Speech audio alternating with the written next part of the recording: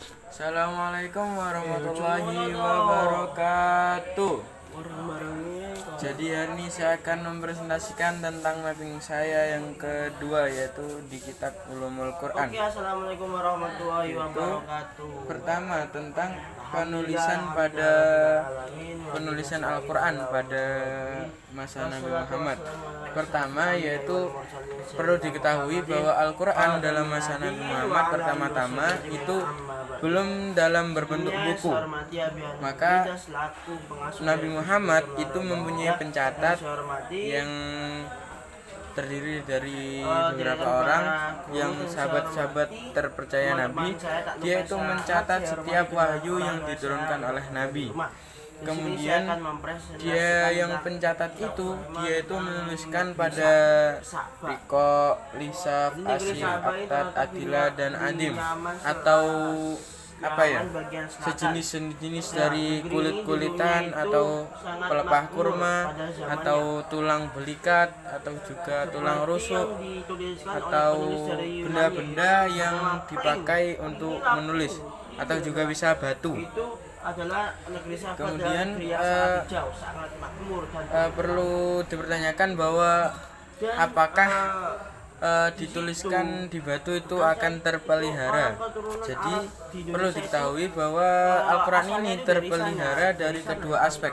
Pertama, yaitu Al-Quran ini langsung masuk ke dalam hati-hati setiap Khulafa Rasyidin. Jadi ya melekat dalam hati, walaupun hilang tulisannya tapi masih ingat ayatnya.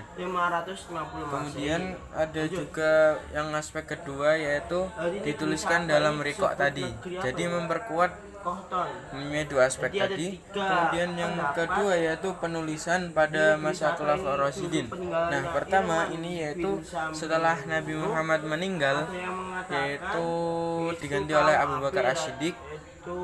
Abu Bakar As-Siddiq ini berpikir bahwa akan dijadikan naskah. Jadi dikumpulkan semua yang di tulang-tulang, di buku, pokoknya di tulang-tulang, di batu-batu, itu semuanya disalin dan dijadikan naskah. Naskah itu apa? Yaitu kumpulan kertas-kertas yang ditumpuk-tumpuk, itu namanya naskah. Nah, setelah selesai itu diikat, kemudian disimpan oleh Abu Bakar di rumahnya Abu Bakar.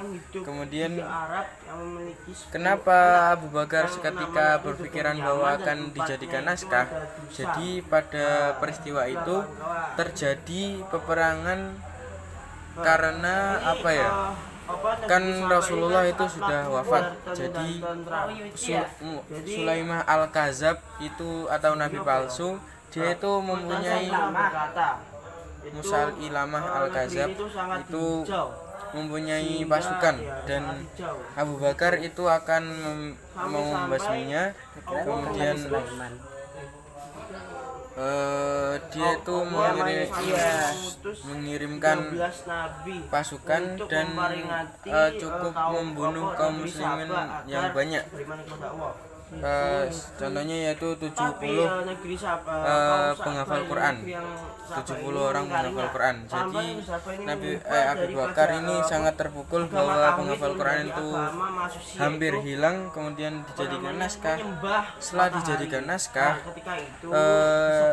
itu Umar bin Khattab dia itu dan di sini terdapat pembangkang. Jadi pembangkangnya itu memiliki pemimpinnya disebut dengan Umar.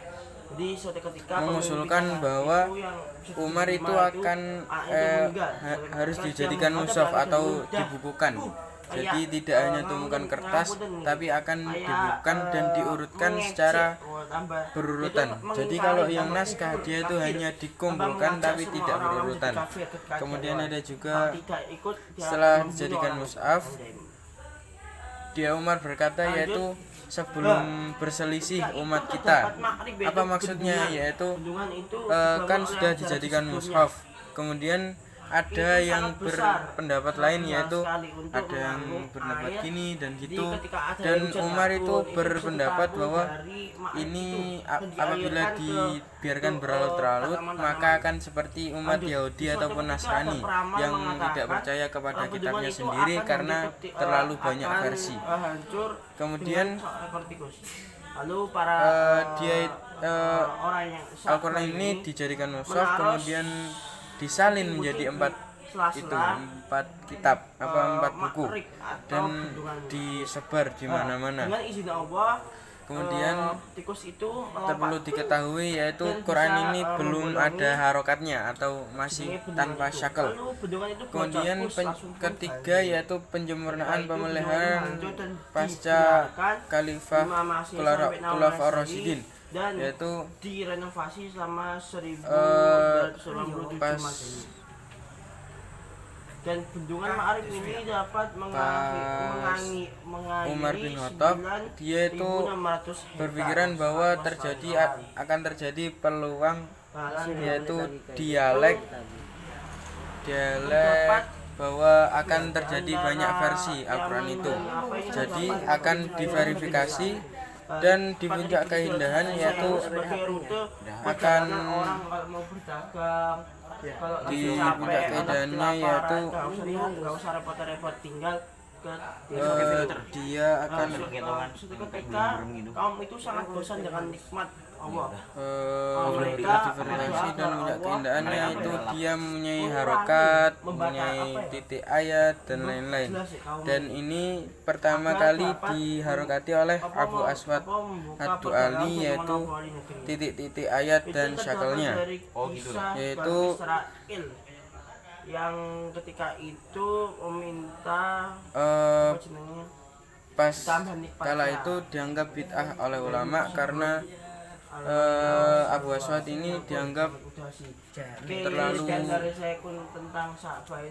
semena-mena, tidak istiaroh dulu. Kemudian bisa dianggap juga dia mendapat ganjaran dari Allah Subhanahu wa taala. Sekian dari saya. Assalamualaikum warahmatullahi wabarakatuh.